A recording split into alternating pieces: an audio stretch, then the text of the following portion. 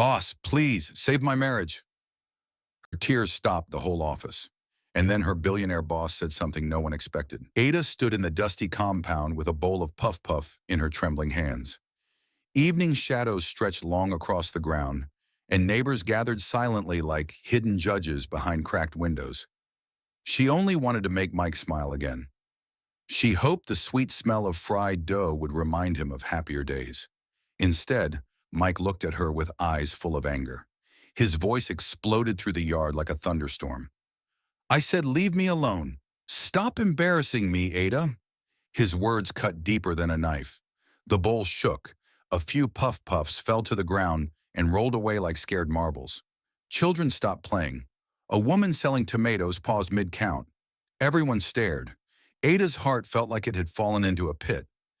Daniel, the security guard, tried to turn away, but even he couldn't pretend he didn't hear. Mike walked right past Ada, bumping her shoulder hard as if she didn't exist. He pushed open the gate and stormed out into the night. Ada stood frozen, the bowl still in her hands. Why was he treating her like this? Why was her husband acting like a stranger? A loud whisper came from behind a curtain. "Look at her husband again. Something is wrong in that house." Another voice replied, "Maybe he found another woman. These men of today." Ada turned away quickly, blinking back tears. She didn't want her neighbors to see her break. Not tonight. Not ever. She walked inside their small apartment with heavy steps. The place felt colder than usual. The walls seemed to echo with silence. She sat on the sofa and hugged the bowl close to her chest like a child holding a teddy bear for comfort. Her phone buzzed. She wiped her eyes and picked it up. What she saw made her drop the phone.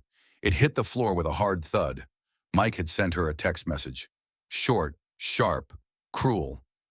"I want a divorce." Ada's breath escaped her body. Her knees weakened. The room spun like a broken fan. She pressed her hand to her chest as though she could stop her heart from breaking into tiny, painful pieces. Was he serious? Did he really want to throw away everything they had built? The memories they once shared rushed through her mind. Their wedding day under the bright Lego sun. The laughter they exchanged when they had no money but lots of dreams. The way Mike used to hold her hand every night before they slept. All gone. Ada tried calling him, but he didn't answer. She tried again. Still nothing. She dropped the phone and buried her face in her palms. Her tears flowed freely now, falling like raindrops during a storm. She needed help. But from who? Her family lived far away in the village. Her friends avoided her ever since Mike lost his job. The only person who had shown her kindness lately was her boss at the skyscraper where she worked. Joel. The billionaire with shiny shoes and a voice as gentle as evening breeze. He always greeted her with respect. He called her by her name. He noticed when she looked sad. For the first time in her life, Ada felt a spark of hope in the middle of her pain. Maybe Joel could help her find a way to save this marriage. Maybe he could help Mike get a job again. Maybe then Mike would come back home with his heart repaired. She stood up and grabbed her bag. She dried her tears with the back of her hand. Then she left the apartment, determined and scared at the same time. The streets of Lagos buzzed with loud music and rushing cars. Ada walked fast, stopping only once to breathe. By the time she reached the skyscraper where she worked, the entire building looked like a giant sleeping giant surrounded by twinkling stars. She went inside using her staff pass, climbed the stairs because the elevator scared her at night, and headed to the top floor. Joel was still in his office. His door was slightly open. Lights glowed inside like a warm fire in a cold forest. Ada took one long breath and knocked gently. Joel looked up immediately. He noticed her red eyes and tear-stained face. His expression softened. "Ada? What happened? Are you okay?" She tried to speak, but her voice stuck. The tears returned. Her lips trembled. The pain refused to stay quiet. Joel stood up from his chair, worried. "Ada, please sit. Tell me what is wrong." Ada fell to her knees instead, her hands pressed together as if she was begging for her life. "Please, sir, I need your help. Please help me save my marriage." Joel froze.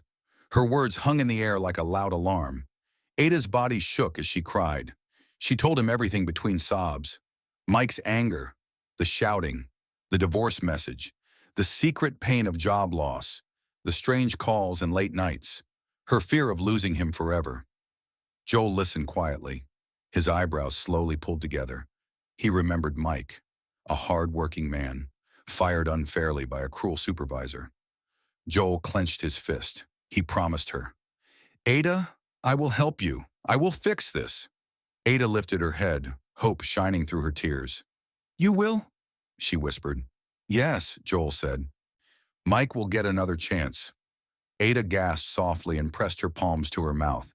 It felt like her heart had been brought back from the dead. Joel gave her his hand and helped her stand. He told her to go home and rest, and that tomorrow would be different. Ada stepped out of his office. Her heart still ached, but now it beat with hope. She never imagined that asking her billionaire boss for help would soon bring a storm bigger than anything she had ever known, because someone else had seen her leave the office. Someone who wanted to destroy her marriage forever. Someone who wasn't ready to let Mike go. The real battle was only beginning. Ada walked home that night with her hands pressed to her chest, holding the little hope Joel had just given her. The sky above Lagos glittered with stars. But Ada felt like the brightest light lived right inside her heart. She whispered a silent prayer that tomorrow would bring back the man she married. She reached their compound and opened the gate carefully, trying not to wake anyone. The puff-puff she made earlier still sat on the table inside their home. She covered it gently, even though Mike had not thanked her. She curled up on the sofa and drifted into a tired sleep, hugging a pillow as if it were Mike. She wished with all her strength that things would get better. Morning arrived like a soft drum beat in the distance. Ada woke before sunrise, as always. Her body was tired, but her spirit refused to give up.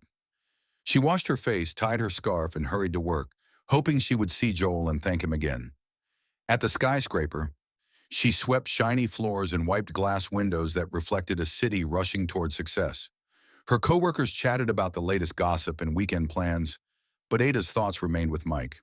Her heart bounced nervously between fear and excitement. Would he return home tonight? Would he smile again? Joel called Ada to his office around noon. He greeted her with a warm smile. Ada stood straight, her hands behind her back like a soldier waiting for news about a loved one sent to war. "I spoke to the company leaders," Joel said. "We found a position for Mike as a technician. He can start work tomorrow morning if he agrees." Ada's heart jumped. "Thank you, sir.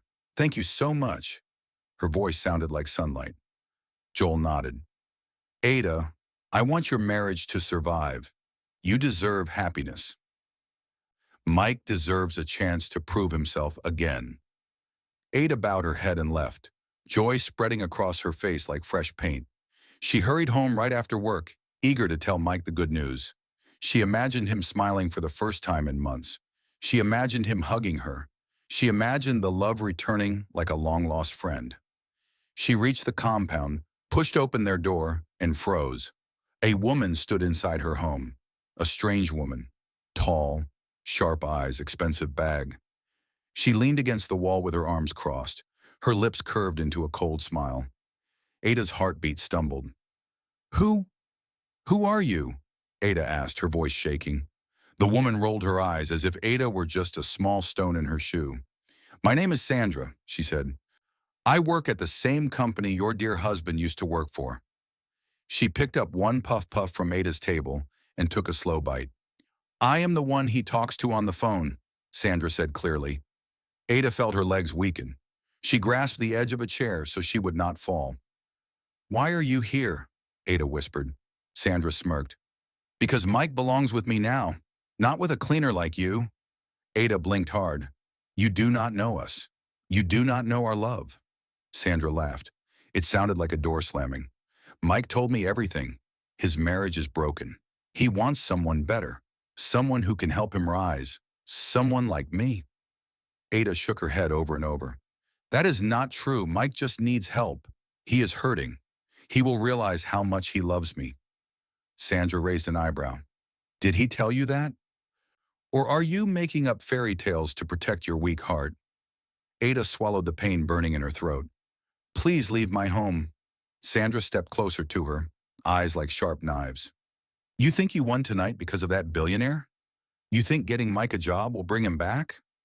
You have no idea how much you're about to lose. Ada stood still, trembling. Her voice came out as a whisper. What do you mean? Sandra smiled wider, a scary smile. Mike told me he will divorce you, and after that, he wants to marry me. I am here to make sure nothing changes his mind. Ada gasped. He would never say that. Oh, he did, Sandra replied. He also said something else. He said he hopes Joel gives him a better life. He does not care about your little heart. He cares about power. Ada's chest tightened. Her breath felt trapped. Sandra leaned in, close enough for Ada to smell her expensive perfume. You are fighting a war you already lost. Before Ada could reply, the front door opened. Mike walked in. His eyes widened when he saw both women. Ada took a shaky step forward. Mike, please tell me she is lying. Mike looked from Ada to Sandra. His mouth opened. No sound came out. Sandra grinned. Ada waited. The world waited. Because the next words Mike spoke would either save Ada's heart or completely destroy it. Mike stared at the two women standing like enemies on a battlefield. Sandra's proud smirk. Ada's trembling hands. His heart bounced painfully inside his chest, trying to choose a side. Ada stepped closer, eyes shiny with hope and fear. Mike, we can fix this. I talked to Joel. You have a job again. We can start fresh. Sandra laughed quietly. Sweet Ada thinks a broom can clean a broken marriage. Mike flinched at her words. Ada held her breath. She waited for him to speak. Mike finally swallowed hard. Ada, I didn't want you to find out like this. Her heart squeezed. Find out what? Mike looked away. His voice sounded like a tired whisper. I felt useless after losing my job. Sandra, she made me feel like a man again. She told me I still mattered. Ada shook her head, tears sliding down her cheeks. You matter to me, Mike. You always have. I stayed by you. I believed in you. Sandra crossed her arms, unmoved. Believing isn't enough when bills are piling and dreams are dying. Ada turned to Mike again. I begged Joel to give you another chance. He said yes. You start tomorrow. Please stay. Please fight with me. Mike blinked. Surprise flickered in his eyes. He did? Sandra stepped closer to him. Mike, she will only drag you down again. You said you wanted better than this life. Better than her? Ada gasped sharply. Mike squeezed his eyes shut. His mind spun. His pride and his love were pulling him in two different directions. Ada took one bold step and grabbed his hand. Think about everything we built. Think about the promises we made the day we got married. Mike stared at their joined hands, remembering wedding rings and dancing barefoot after the ceremony because they were too broke to rent a hall. His voice cracked. I don't know if I can give you the life you deserve, Ada. You are my life, she whispered. Sandra's voice sliced through the moment.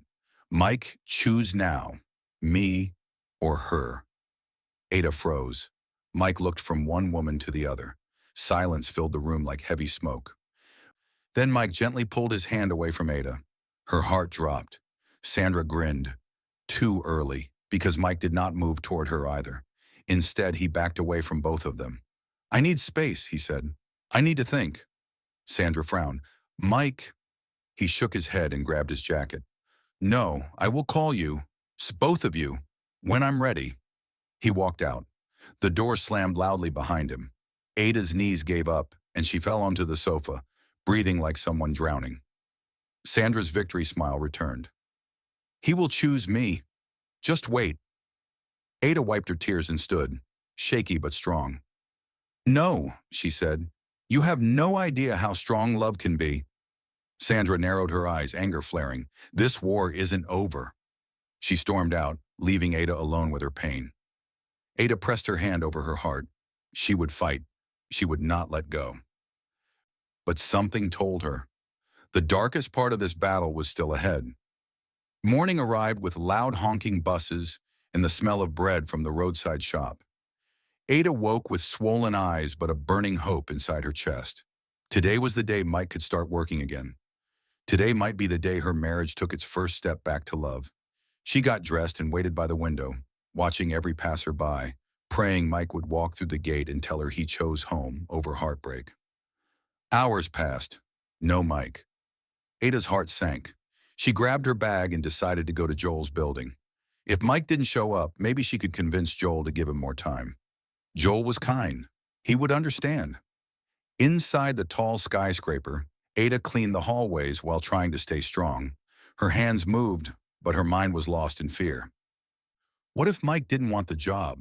What if he didn't want her anymore? Joel stepped out of the elevator and saw Ada wiping the same spot over and over.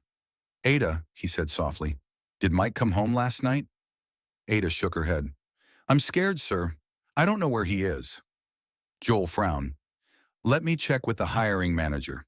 If he doesn't show today, we will reschedule the start date. I promise. Ada felt a small wave of relief. Joel walked toward his office while Ada continued cleaning, believing she had a little more time. She was wrong, because somewhere else in the building, Sandra had arrived first. She sat in a polished office, flipping her hair like she owned the place. She smiled when she saw Mike walk in wearing his best shirt. He looked nervous but ready. Sandra stood up and wrapped her arm around his. I'm so proud of you, she purred. Work hard and soon you'll have everything you ever wanted. Mike smiled weakly. Thank you, Sandra. But I need to talk to Ada later. I can't leave things like this. Sandra's smile tightened. Forget Ada. Focus on your future. Before Mike could reply, the hiring manager arrived with a folder. Inside it was Mike's offer letter. Sandra snatched the folder and waved it like a flag. Mike will do great. He has me. Then she turned to Mike with a dangerous sparkle in her eyes. There is something you should know. Joel didn't give you this job because you deserved it. Ada begged and cried for it. She practically fell to her knees. Mike's chest tightened. Sandra leaned closer. You're not working because you're good. You're working because Ada wants to control you. Pity job. Nothing more. Mike stared at the floor, shame crawling up his body like fire ants. Sandra smiled again. And I heard Joel likes Ada. A lot. Why else would he fight so hard for her husband? Think about it. Billionaires don't help people for free. A tiny seed of doubt landed in Mike's heart. A dangerous seed.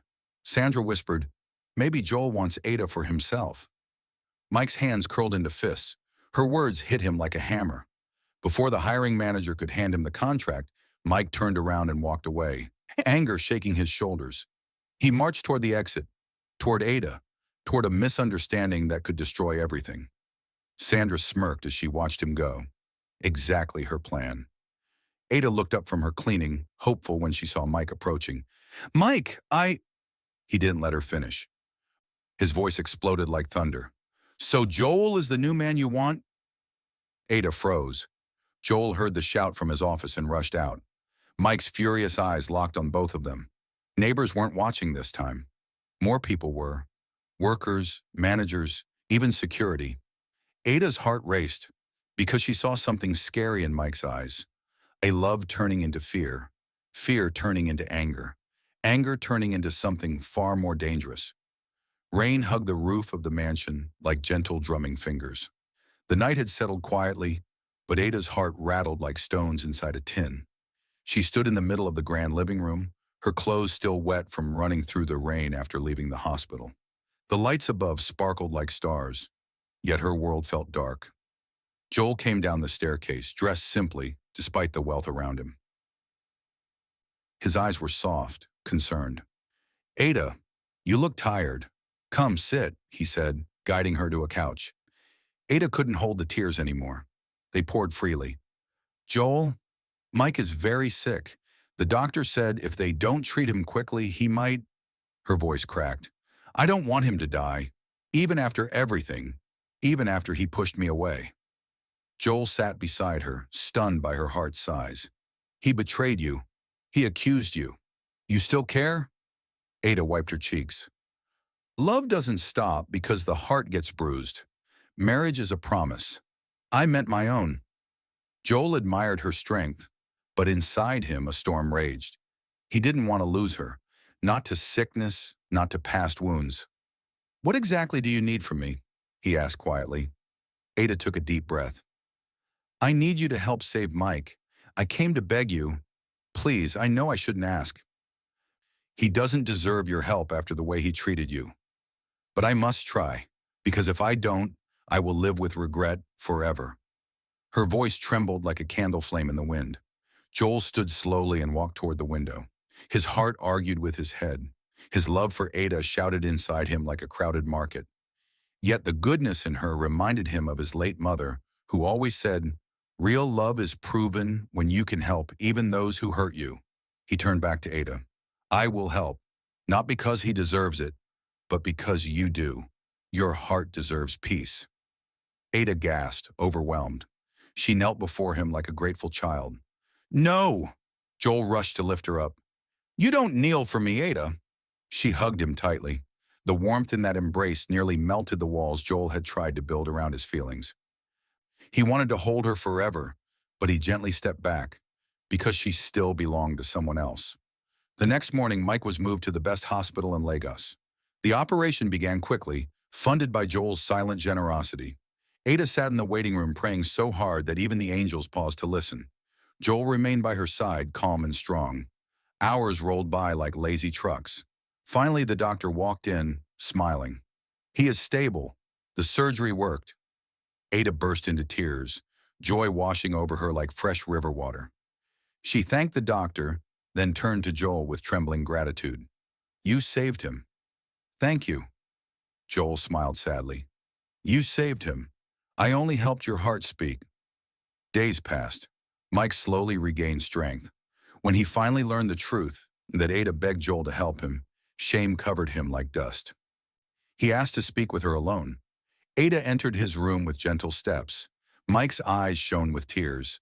"Ada, I don't deserve you. I wasted our love. I doubted you. I threw away everything we had. The job, the accusations, the shouting. It was all my insecurity. I am sorry." Ada sat at the edge of the bed. Her heart remembered every wound, yet it remembered every good memory too. "I forgive you," she whispered. "Forgiveness frees the heart." Mike reached for her hand. "Can we start again? I want to love you right this time." Before Ada could answer, the door opened. Joel stood there, giving her a choice without saying a word. Two worlds, her past and her future. Two hearts waiting. Ada exhaled deeply, finally understanding her journey. "Mike," she said softly, "love needs trust. When trust dies, love struggles to breathe. I will care about you forever, but I cannot go back to the pain. I want to live where my heart can breathe." She stood and walked to Joel, who looked shocked. "Joel, thank you for helping me remember my worth," she said. "I choose peace. I choose a love that lifts, not a love that breaks." Joel took her hand gently, as if she were a precious glass sculpture. Mike closed his eyes, letting his tears fall silently. He knew he had lost the greatest treasure. Weeks later, Ada walked through the hospital door with Joel by her side, healed, hopeful, and glowing like a sunrise after a storm. Love had found its voice at last. Thanks for watching. What's your view about this story? Where are you watching from? Do well to let us know in the comments below. And don't forget to like, share, and subscribe for more interesting stories. Stay blessed.